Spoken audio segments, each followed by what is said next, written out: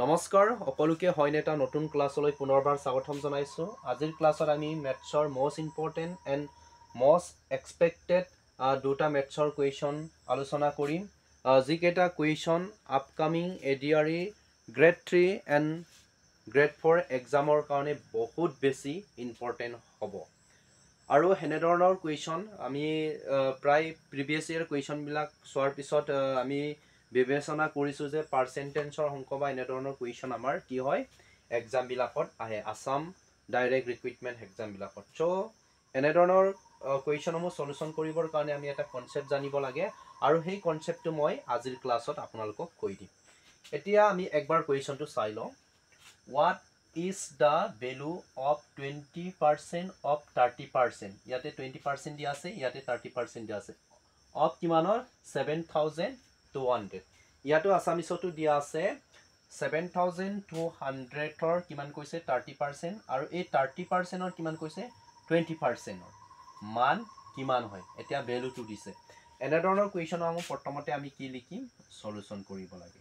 ঠিক আছে, এতিয়া আপোনালোকে ট্ৰাই কৰকচোন কোনটো ইয়াৰ কাৰেক্ট এনচাৰ হ'ব। প্লিজ কমেণ্ট কৰক কি হ'ব এনচাৰটো ইয়াতে।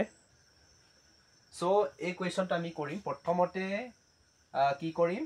72 লিখিম, 7200। অ'কে, ইয়াতে ৰ আছে, সদায় মনত ৰাখিব ৰৰ জেগাত কি দিব লাগে? পূৰণ চিন। অফ বে সদায় কি ডিফাইন কৰে? পূৰণ চিন বুজায়।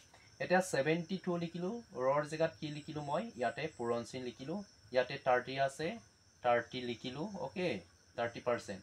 ইয়াতো আকৌ ৰ আছে, ৰৰ জেগাত আকৌ মই পূৰণ চিন লিখিলোঁ। ইয়াৰ ৰৰ জেগাত কি লিখিলোঁ মই? পূৰণ চিন লিখি দিলোঁ। অ'কে, ইয়াৰ জেগাতো মই কি লিখিলোঁ? পূৰণ চিন লিখিলোঁ। ইয়াতে কি লিখিলোঁ? 20%। অ'কে, ইয়াতে কিমান লিখিলোঁ মই? 20%। এতিয়া এইখিনি লিখাৰ পিছতে আমি এটা কাম কৰিম। ইয়াতে চাওক 7200 ইনটু ইয়াতে 30। অ'কে, ইয়াতে কি লিখিম? 30 হ'ল। 30%ৰ জেগাত আমি কি কৰিম? 1/, কি লিখিম? 100 লিখিম। ঠিক আছে, সদায় মনত ৰাখিব পাৰ্চেণ্টৰ জেগাত আমি কি লিখিব পাৰোঁ? 1/100। অ'কে, ইয়াতে কি লিখিলোঁ? 20 লিখিলোঁ, 20 আৰু পাৰ্চেণ্টৰ জেগাত ইয়াতো কি লিখিলোঁ? 1/100 লিখিলোঁ। হ'বনে? ঠিক আছে, এতিয়া আমি কি কৰিম? অকণমান শ্বৰ্ট কৰি দিম। এতিয়া 7200 ইনটু ইয়াতে কি লিখিম? 30 আৰু 1ক পূৰণ কৰিলে কিমান হ'ব? 30 আৰু ইয়াতে কি হ'ব? 100 হ'ব। কিন্তু ইয়াতো কি হ'ব? 20 ইফালে কিমান হ'ব? 100। এতিয়া আমি কাট কুট কৰিম। কেনেকৈ কৰিম? ইয়াতে পেকশ্যন ফৰ্মেটত ইয়াৰ পৰা শূন্য কাটিলোঁ, ইয়াৰ পৰা এটা শূন্য কেঞ্চেল কৰিলোঁ। ইয়াতো শূন্য আছে, ইয়াৰ পৰা শূন্য, ইয়াৰ পৰা শূন্য কাটি দিলোঁ। অ'কে, এতিয়া এটা কথা সদায় মনত ৰাখিব যে প্ৰায় মানুহৰ কিছুমান কনচেপ্ট ক্লিয়াৰ নহয়। এই সংখ্যাটো সদায় ওপৰ সংখ্যাৰ লগত কি হৈ থাকে? পূৰণ হৈ থাকে। তাৰ মানে কি হৈ গ'ল এতিয়া? ইয়াতে 7200 ইনটু ইয়াতে একো নাই, মানে কি থাকি গ'ল? 3 থাকি গ'ল। তাৰপিছতে ইয়াতে কি থাকি গ'ল? 2। ইয়াতে কিমান থাকিলে? 10। ইয়াত 10 আছে, ইয়াতো কি আছে? এটা 10 আছে। অ'কে, এতিয়া ইয়াৰ পৰা শূন্য, ইয়াৰ পৰা শূন্য, ইয়াৰ পৰা শূন্য, শূন্য, একো নাই। ঠিক আছে, এতিয়া কিমান হ'ব? ইফালে 72 ইনটু 6, ইফালে কি একো নাই আৰু একো নাই, মানে কিমান হৈ গ'ল এতিয়া? ইফালে কিমান হ'ব? 12, ইফালে কিমান হ'ব? ইফালে 12, 12 2, ইফালে কিমান হ'ব? 42, ইফালে 43। চ' এনচাৰটো কিমান হৈ গ'ল আমাৰ? Option B. ঠিক আছে, কাৰেক্ট এনচাৰটো আমাৰ অপশ্যন বি, 432। অ'কে, বুজি পাইছে সকলোৱে? আমি এনেধৰণৰ এই কুৱেশ্যনটো আমি চলিউশ্যন কৰিব পাৰোঁ। অকণমান লং মেথড কৰি দিলোঁ। এতিয়া মই এই কুৱেশ্যনটো আপোনালোকে নোট কৰি লওক। মই এতিয়া শ্বৰ্ট ট্ৰিকটো আপোনালোকক এপ্লাই কৰি দিম, কেনেকৈ আমি কৰিব পাৰিম। সিমানখিনি লিখিবলগীয়া প্ৰয়োজন নাই। আমি শ্বৰ্ট উইদিন 5 ছেকেণ্ডৰ ভিতৰত কৰিম। এতিয়া কি কৰিব? এক্সামত 7200 ইনটু 30 আছে হয়নে? 30 লিখিব ইয়াতে, ইয়াতে কি লিখিব? 100 লিখিব ইনটু ইয়াতে 20 আছে আৰু পাৰ্চেণ্টৰ জেগাত কি লিখিব? 100।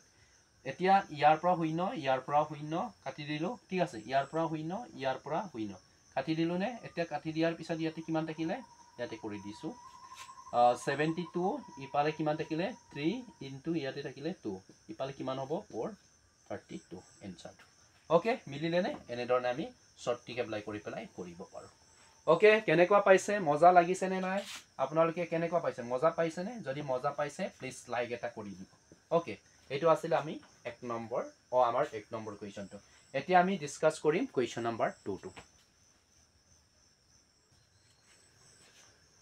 আৰু হেতু হৈছে সেকেন্ড কুৱেশ্যন ওকে ইয়াতে কৈছে যে আমাৰ কি মান কেটা উলিয়াব লাগে এনে ধৰণৰ কুৱেশ্যনটো আমি কেনে ধৰণে কৰিম উইদিন 5 সেকেন্ড এটো কৰিব পাৰো প্ৰথমতে আমাৰ ইয়াত যিখিনি ফ্ৰেকশন মিক্স ফ্ৰেকশনত দিয়া আছে মিক্স ভগ্নাংকত দিয়া আছে এইখিনি আমি সেপাৰেট কে লিখিম কেনেকে লিখিম ইয়াতে 11 ইপালে 2 বাই কিমান আছে 3 এনেকে লিখি লওক যিমানখিনি দিয়া আছে ইয়াতে লিখি লব একবাৰ এনে ধৰণে খুব ধুনিয়াকে লিখি লৈ লব নোট কৰি যাব মই যিখিনি অংক শিকাইছো এতিয়া ইয়াৰ পিছতে কি কৰিম এইখিনি লগত পূৰণ কৰিব লাগিব এতিয়া ইয়াতে 11 আছে হয়নে আৰু ইয়াতে কি আছে 3 এই দুটা কি কৰিম পূৰণ কৰিম ঠিক আছে 11 আৰু 3 পূৰণ কৰিম 11 আৰু যদি 3 পূৰণ কৰো কিমান হ'ব 33 হ'ব ঠিক আছে 33 হ'বনে 11 আৰু 3 পূৰণ কৰি পেলাই যিটো মান পোৱা যাব এই মানটো আমি ওপৰত লিখিম কিমান পালো 33 ইয়াতো আকৌ 2 এটা আছে নে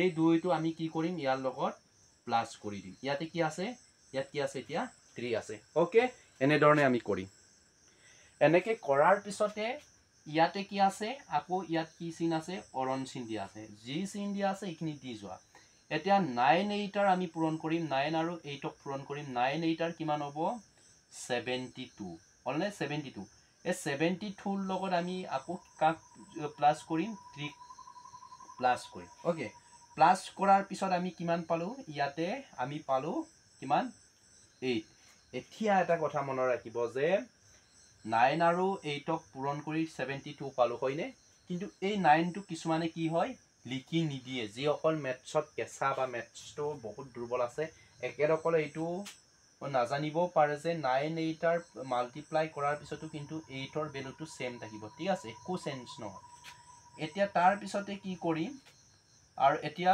ইয়াটো 5 আছে 5 আৰু 5 ক কি কৰিম পূৰণ কৰিম 5 5 আৰু 25 ৰ লগত কাক যোগ কৰিম 3 যোগ কৰিলো ইয়াতে কি কৰিম 5 ওকে এতিয়া এইখিনি কৰাৰ পিছত ইয়াতে মই কৰি দিছো ওকে ইয়াৰ পিছৰখিনি যেটা ক্লিয়াৰ কে দেখা পাব এতিয়া 33 + 2 কিমান পালে 35 ওকে 35 divided by 3 এটা 72 plus 3 ওকে এটো এটা কিমান পালো 72 plus 3 ইকুয়াল কিমান হৈ গল 75 এতিয়া ইয়াত কি আছে 8 আছে ইনটু ইয়াত কি পালে 25 plus 3 কিমান হ'ব 28 তাৰ পিছতে ইয়াত কিমান আছে 5 ওকে ক্লিয়াৰ হৈছে অকলুৰে কেনেকে মই লিখিলুগে ক্লিয়াৰ হৈছে এতিয়া ক্লিয়াৰ হোৱাৰ পিছত চাও ইয়াৰ পিছৰ কিনি চাও এতিয়া ইয়াৰ পিছতে আমি কি কৰিম ইয়াতে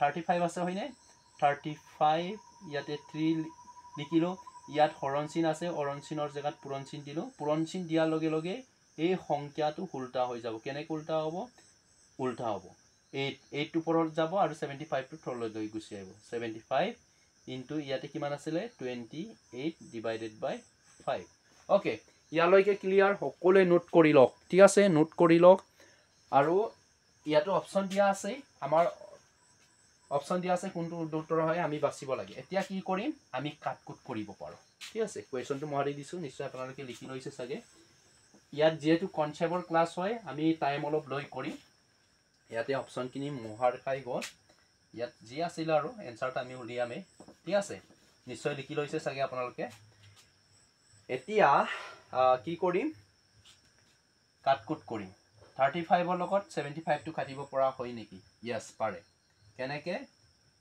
35 ইপালে 35 ক কিমানৰে কাটিব পাৰো আমি 7 ৰ লগত কাটি 7 ওকে 5 7 আর 35 ইয়াতে মই লিখিলো 5 7 আর কিমান হৈ গল 35 আৰু 75 টো কাটিব পাৰে এটা 5 আৰু 15 ক যদি পূৰণ কৰো কিমান হৈ যাব 75 একদম আপোনালোকক বেসিক মানে কোশ্ৰেণী পঢ়ুৱা ষ্টুডেন্টৰ নিচিনাকে পঢ়াই দিছো এটা 5 কমন যায় 5 এ 5 এ কেনসেল মানে ইয়াত কিমান থাকিব 15 থাকিব ওকে ইয়াত কিমান থাকিব ইয়াতে 15 থাকিলে ইয়াত 7 থাকিব ওকে এতিয়া কি কৰিব লাগিব ইয়াতে 7 ইয়াতে থাকিব কিমান 3 into 8 ইয়াতে আপোনাৰ থাকিলে 5 into ইয়াত কিমান থাকিব 5 ইফালে 28 ওকে এতিয়া এই কেইটা পূৰণ কৰি দিব লাগে পূৰণ কৰিলে কিমান হ'ব এনসাৰটো কিমান পাব এনসাৰ কিমান হ'ব এনসাৰ গোটেইখিনি মই এই দুটা যদি পূৰণ কৰোঁ কিমান হ'ব এই দুটাই যদি 56 হ'লনে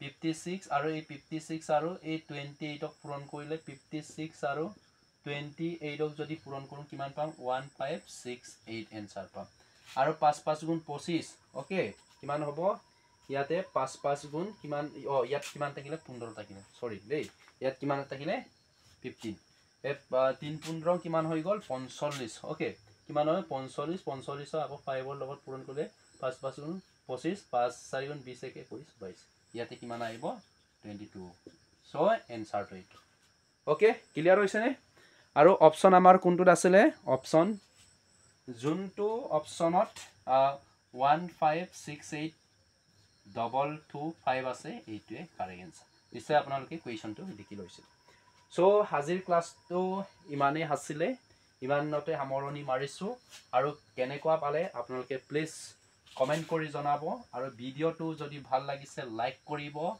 আৰু এবাৰ জোৰছে শ্বেয়াৰ কৰি দিব ধন্যবাদ